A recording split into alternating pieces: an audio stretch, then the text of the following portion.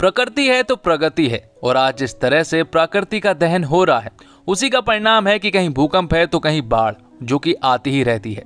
साथ ही ऐसी ऐसी लाइलाज बीमारियां भी आ जाती है जिनका इलाज ढूंढने में बरसों लग जाते हैं। फिल्म भेड़िया की पृष्ठभूमि अरुणाचल प्रदेश का जंगल है। जब भी उस जंगल को कोई नुकसान पहुंचाने की कोशिश करता है तो एक ऐसा विषाणु आ जाता है कि लोगों को पता ही नहीं चलता कि अब उस विषाणु से मुक्ति कैसे मिले। तो दोस्तों, आपने टीवी सीरियल पर इच्छाधारी नाग नागिन तो खूब देखे होंगे, लेकिन पहली बार आपको इच्छाधारी भेड़िया देखने को मिलेगा। तो ये बात सुनने के बाद आप कहोगे कि ऐसा थोड़ी ना होता है। तो भाई, इस फिल्म के डायलॉग के अंदाज में मैं भी आपसे यही कहूंगा कि क्यों इच्छाधारी होने का लाइसेंस सिर्फ नागिन के पास है क्या भाई। तो आज हम एक्सप्लेन करेंगे भेड़िया मूवी को, और वीडियो को शुरू करने से पहले वीडियो को लाइक करके चैनल को सब्सक्राइब जरूर कर दीजिएगा ताकि आपको इसी तरह के लेटेस्ट और फ्रेश कंटेंट मिलते रहें। तो फिल्म की शुरुआत होती है दिल्ली में रहने वाले भास्कर से, जो कि अपने बॉस बग्गा के पास था। तो यहाँ पर बग्गा साहब भास्कर को एक सड़क बनाने का कॉन्ट्रैक्ट देता है, जो कि अरुणाचल प्रदेश के जंगल के बीचों बीच बननी थी। तो जल्द अमीर होने और दिल्ली में जमुना पार से ग्रेटर कैलाश तक पहुँचने की चाह रखने वाला भास्कर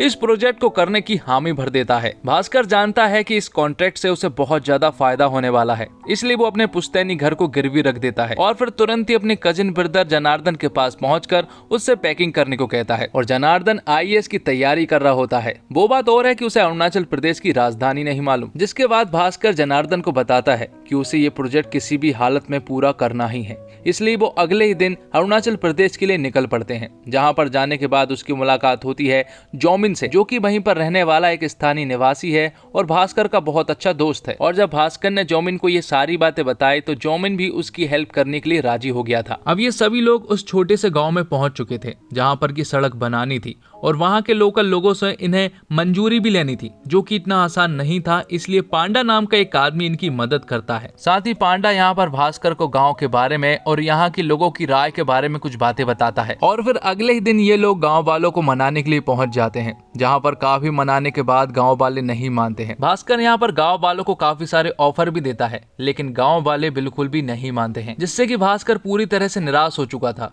क्योंकि उसे मालूम है कि ये कॉन्ट्रैक्ट उसके लिए कितना महत्वपूर्ण है। अब रात को जब ये सभी लोग अपने घर लौट रहे थे तो अचानक से बीच रास्ते में इनकी कार बंद पड़ जाती है, और जब भास्कर थोड़ी दूरी पर टॉयलेट कर रहा होता है तो अचानक से उसके पीछे एक भेड़िया लग जाता है, जिससे कि जनार्दन और जोमिन को ऐसा लगता है कि भास्कर मजाक कर रहा है। लेकिन बाद में उन्हें पता चलता है कि भास्कर मजाक नहीं कर रहा है, दरअसल उसके पीछे सचमुच ही एक भेड़िया लग गया है। इसलिए वो लोग भी उसके पीछे जाते हैं, लेकिन आखिर में हम देखते हैं कि वो भेड़िया भास्कर के पिछवाड़े में काट लेता है। जिसके बाद जनार्दन और जोमिन किसी तरह से उस भेड़िया को भगाते हैं। लेकिन अब प्रॉब्लम ये है कि वो लोग भास्कर को डॉक्टर के पास नहीं ले जा सकते, क्योंकि अगर उन लोगों ने भास्कर को डॉक्टर के पास लेकर गए तो गाँव में अफवाह फैल जाएगी कि विषाणु वापस आ गया है। दरअसल विषाणु एक भेड़िया ही है, लेकिन गाँव वालों ने उस भेड़िए को विषाणु नाम दिया है, जो कि लंबे समय के अंतराल पर गाँव में वापस आता है। अब उनके पास कोई और रास्ता ना होने के कारण यहाँ पर जोमिन भास्कर को डॉक्टर अनीका के पास ले जा लेता है, और डॉक्टर अनीका जानवरों की एक डॉक्टर है, इसलिए ना चाहते हुए भी डॉक्टर अनीका को भास्कर का इलाज करना ही पड़ता है। लेकिन जब वो उसके पिछवाड़े का घाव देखते हैं तो वो तीनों ही शॉक्ड रह जाते हैं, क्योंकि वो घाव बहुत ज्यादा गहरा था और उन्हें ऐसा लग रहा था कि भास्कर अब चलने तो क्या बैठने के लायक भी नहीं रहेगा। तब अनीका भास्कर को एक पेन किलर का इंजेक्शन लगाती है। साथ ही वो जनार्दन और जोमिन से कहती है कि उसने इंजेक्शन तो लगा दिया है,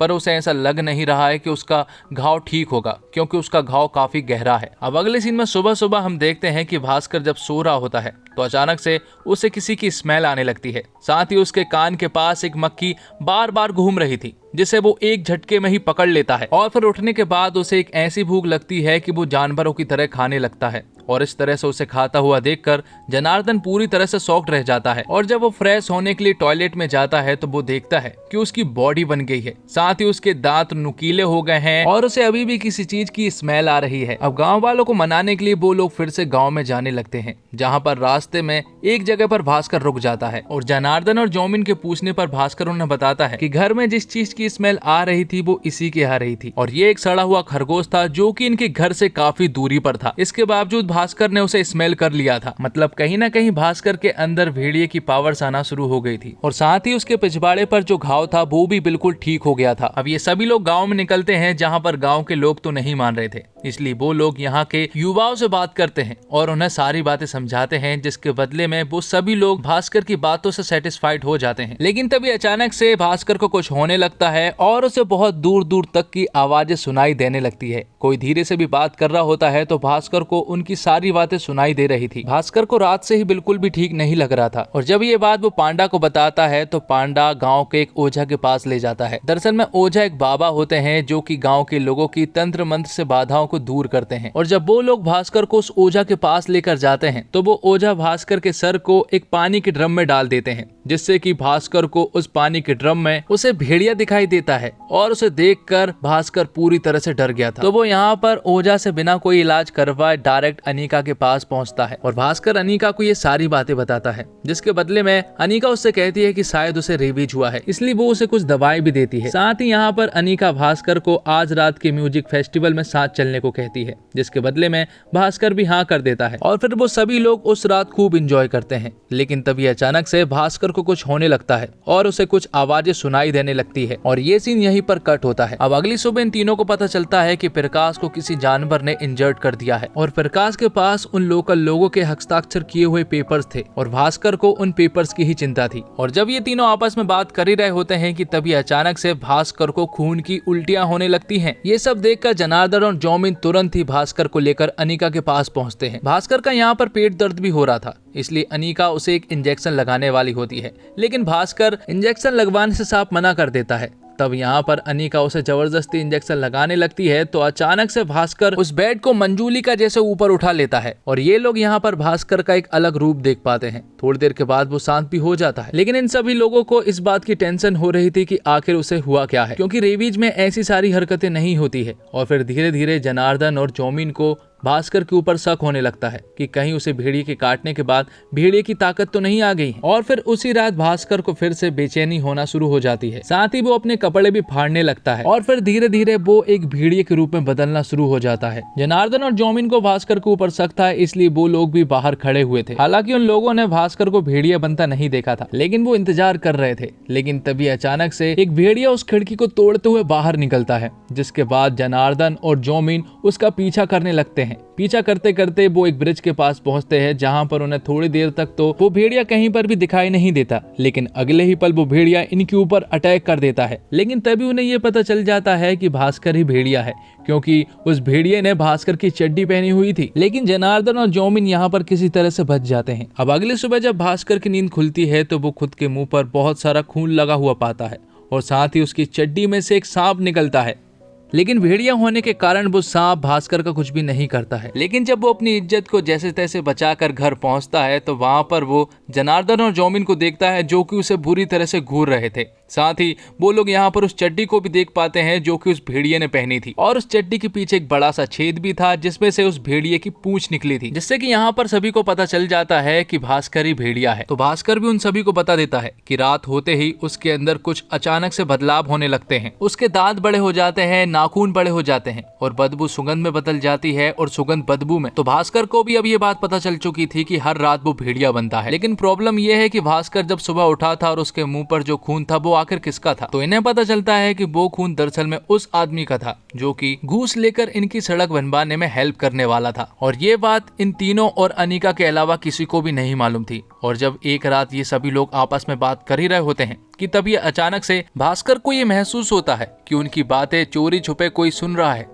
इसलिए जब वो तुरंत ही उस आदमी के पास पहुंचते हैं तो उन्हें पता चलता है कि वो आदमी कोई और नहीं बल्कि पांडा भाई हैं। और वो भास्कर के भेड़िए वाले रूप को देखकर पूरी तरह से डर गया था। लेकिन इसके इलाज के लिए वो भास्कर से कहता है कि इसका इलाज सिर्फ ओझा के पास ही मिल सकता है, पर वो कभी कभी ही घर मिलते हैं, कभी कभी तो वो 3 महीने में एक बार मिलते हैं। तो अब इनको किसी भी तरह से भास्कर को कंट्रोल करना था, भास्कर को जिंदा रखना था और किसी को भी मारने नहीं देना था। तो ओझा जब तक नहीं मिल जाते तब तक ये लोग हर रात भास्कर को बांधने का प्लान बनाते हैं। और जब ये लोग एक पैक कमरे में भास्कर को जंजीरों से बांध रहे होते हैं तो ये सब करते हुए एक पुलिस वाला इन्हें देख लेता है, जो कि इन पर कई दिनों से नजर बनाए रखे हुए था। तो वो पुलिस वाला इन तीनों को ही अंदर कैद कर देता है और फिर थोड़ी रात हो जाने के बाद भास्कर भेड़िए के रूप में बदलना शुरू हो जाता है। लेकिन इससे पहले कि भास्कर जनार्दन और जोमिन को चोट पहुंचा पाता, वहां पर एक और भेड़िया आ जाता है जो कि भास्कर को अपने साथ ले चल लेता है। साथ ही उस दूसरे भेड़िए ने उस पुलिस वाले को भी बुरी तरह से मार दिया था जिसने कि इन तीनों को अंदर कैद किया था। अब अगले दिन ये लोग सोचते हैं कि उन्हें इस प्रॉब्लम को किसी भी हालत में ठीक करना ही होगा और ओझा भी मिल चुके थे, इसलिए तुरंत ही वो लोग ओझा के पास पहुंचते हैं। तो ओझा उन्हें उपाय बताते हैं कि जिस जगह पर उस भेड़िए ने तुम्हें काटा था और शरीर में जिस जगह पर उस भेड़िए ने काटा था, दोबारा अगर उसी जगह पर कटवाओगे तो तुम बिल्कुल ठीक हो जाओगे। ये बात सुनने के बाद ये लोग ऐसा ही करने का सोचते हैं। साथ ही वो लोग भास्कर के लिए एक सूट भी बनाते हैं। लेकिन उससे पहले अनिका भास्कर को जंगल घुमाती है और जंगल की अपनी सबसे फेवरेट जगह पर भी ले जाती है जहाँ का दृश्य बहुत ही खूबसूरत था। और फिर वो लोग भास्कर को उसी जगह पर ले जाते हैं जहाँ पर कि उस भेड़िया ने भास्कर को काटा था। सब कुछ प्लान के मुताबिक चल रहा होता है और वो भेड़िया भी यहाँ पर आ चुका था। लेकिन तभी अचानक से यहाँ पर पुलिस वाले और लोकल रेबल्स यहाँ पर पहुंच जाते हैं और वो आते ही उस भेड़िए को शूट करने लगते हैं जिससे कि वो भेड़िया इंजर्ड हो जाता है, जिसके पीछे पीछे भास्कर भी जाता है। और जब वो उसके पीछे जाता है तो यहाँ पर भास्कर को पता चलता है कि वो इंजर्ड भेड़िया कोई और नहीं बल्कि अनिका है। अनिका यहाँ पर भास्कर को बताती है कि वो 100 सालों से इस जंगल की रक्षा कर रही है और जो भी इस जंगल को मिटाने की कोशिश करेगा वो उसे मिटा देगी। और भास्कर को जो उसने काटा था वो काटा नहीं था, दरअसल अनिका तो उसे मारना चाहती थी क्योंकि भास्कर जंगलों के बीच से सड़क बनाने वाला था। और उन लोगों को भी इसलिए मारा गया क्योंकि वो सारे लोग जंगलों को हानि पहुंचा रहे थे और सड़क बनवाने के पक्ष में थे। अनिका भास्कर को बाद में भी मार सकती थी, लेकिन अनिका चाहती थी कि भास्कर इस जंगल को समझे और समझने के बाद मेरी तरह इस जंगल की रक्षा करे। अनिका को तो ये भी नहीं मालूम था कि उसके काटने पर भास्कर के पास ये सारी पावर्स आ जाएगी। इतना बोलकर अनिका वहां से चली जाती है और उसके वहां से जाते से ही पुलिस वाले उसे शूट करके अपने साथ ले जा लेते हैं। तभी भास्कर को इस बात का एहसास होता है कि उसे ऐसा लग रहा था कि वो हीरो है, लेकिन उसे अब पता चल रहा है कि हीरो दरअसल में वो नहीं बल्कि वो भेड़िया है जो कि उसके अंदर है और वो उस जंगल की रक्षा कर रहा है जिसे कि लोग बर्बाद करना चाहते हैं। अनिका की वो सारी बातें सुनने के बाद भास्कर की आंखें खुल चुकी थी और वो तुरंत ही अनिका को बचाने के लिए पुलिस के अड्डे पर पहुंच जाता है जहां पर एक तगड़ी फाइट होती है जिसमें कि भेड़िया यानी कि भास्कर उन पुलिस वालों के साथ साथ रेबल्स को भी मार देता है। लेकिन आखिर में एक पुलिस वाला अनिका को गोली मार देता है जिससे कि अनिका पूरी तरह से इंजर्ड हो जाती है। अब धीरे धीरे अनिका की हालत बहुत ज्यादा बिगड़ने लगी थी, इसलिए भास्कर अनिका को उसकी फेवरेट जगह पर ले जाता है जहाँ पर अनिका अपनी बची कुची आखिरी सांसें लेती है और फिर उस पहाड़ी से नीचे गिर जाती है और ये सीन यहीं पर कट होता है। ये सारी चीजें हो जाने के बाद भास्कर गाँव वालों के सामने आता है और गाँव वालों से कहता है कि अब सड़कें जंगलों के किनारे किनारे बनेगी और जंगलों को बिल्कुल भी नुकसान नहीं होगा। और फिल्म के आखिरी सीन में हम इस तरह के दो कैरेक्टर यानी कि बिट्टू और बिक्की को देखते हैं जो कि जना को ढूंढते हुए उसके घर पहुंच चुके थे। दरअसल जना के घर वालों ने उसके चचेरे भाई भास्कर के पास उसे भेज दिया था ताकि उसका गांव से कोई भी कांटेक्ट ना रहे, खास करके अपने दोस्तों से। और उनकी ये बातों से हमें पता चलता है कि स्त्री 2 का आना तो एकदम तय है। तो दोस्तों, हिंदी फिल्म जगत में हॉरर और कॉमेडी फिल्मों का हमेशा से एक विशेष दर्शक वर्ग रहा है जो इस तरह की फिल्म को चलाता रहा है। मगर हॉरर कॉमेडी के कॉम्बिनेशन वाला सिनेमा बॉलीवुड में ज्यादा देखने को नहीं मिलता। मगर भूल भुलैया और गोगोआ गॉन जैसी कुछ फिल्मों के बाद अमर कौशिक वो फिल्मकार साबित हुए हैं जिन्होंने स्त्री के रूप में सुपरहिट हॉरर कॉमेडी दी थी। और अब ये वरुण धवन और कृति सेनन के साथ हॉरर और कॉमेडी के रंग में रंगी भेड़िया लेकर आए हैं। लक्ष्मी, रूही, भूल भुलैया 2 और भूत पुलिस के बाद दर्शकों में डर और हास्य के मिश्रण को लेकर एक समझ डेवलप हुई है। उसी को ध्यान में रखते हुए अमर कौशिक अपनी फिल्म की कहानी बुनते हैं और मानना पड़ेगा कि वे निराश नहीं करते हैं। वरुण के इंसान से भेड़िया का रूपांतरण प्रभावी है। निर्देशक इसे अरुणाचल के जंगल से जोड़ने में कामयाब रहे हैं। फिल्म के VFX के अलावा इसकी सिनेमेटोग्राफी भी इसका मजबूत पहलू है। फिल्म में कॉमेडी और हॉरर के साथ सामाजिक सरोकार के मुद्दे भी हैं, जैसे प्रगति के नाम पर प्रकृति का नाश, उत्तर पूर्व के लोगों के साथ होने वाले भेदभाव, अरुणाचल को देश का हिस्सा ना समझना आदि चीजें दिखाई गई हैं। लेखक नीरन भट्ट के आज के जमाने में नेचर की किसको पड़ी है, हमारे लिए बालकनी में रखा गमला ही नेचर है। कोई बात नहीं भाई, तेरे लिए जो मर्डर है उनके लिए वो डिनर है जैसे डायलॉग, या फिर शहनाज गिल का जगत प्रसिद्ध डायलॉग तो मैं क्या करूं मर जाऊं, मेरी कोई फीलिंग्स नहीं है वाले डायलॉग्स आपको हंसाते हैं। फिल्म का संगीत सचिन जिगर ने दिया है, जबकि गीत अमिताभ भट्टाचार्य द्वारा लिखे गए हैं, जिसमें जंगल में कांड हो गया और बाकी सब ठीक ठाक है जैसे गाने अच्छे बन पड़े हैं। फिल्म में चड्डी पहन के फूल खिला है जैसे गाने को भी बहुत ही हल्के फुल्के अंदाज में पिरोया गया है। तो फिल्म अच्छी है, कॉन्सेप्ट नया नहीं है, फिर भी इंटरटेनिंग है। बॉलीवुड में ऐसी फिल्मों का बनना चलन नहीं था, लेकिन रोहित रॉय की जुनून इसका कंपैरिजन भी नहीं है। भेड़िया में आपको एमसीयू के स्पाइडरमैन वाली फीलिंग आती है, क्योंकि पीटर पार्कर भी एक मकड़ी के काटने से मक्कड़ मानव बना था, और यहाँ पर वरुण धवन भेड़िए के काटने से एक इच्छाधारी भेड़िया बन गया है। और फिल्म भेड़िया कॉमेडी और ड्रामा का एक परफेक्ट कॉम्बो है। वरुण धवन ने अपने लिए एक नए तरह के किरदार के साथ ईमानदारी के साथ न्याय करने की कोशिश की है। उनकी कॉमिक टाइमिंग ने लोगों का ध्यान खींचा है, वह स्क्रीन पर सही तरीके से दिखे हैं। फिल्म में कृति सेनन का किरदार भी लोगों को बांधे रखने में मदद करता है। अभिषेक बनर्जी ने हमेशा की तरह इस बार भी लोगों को आकर्षित किया है। उन्होंने इस फिल्म को अपनी अदाकारी से इंटरटेनिंग बनाया है।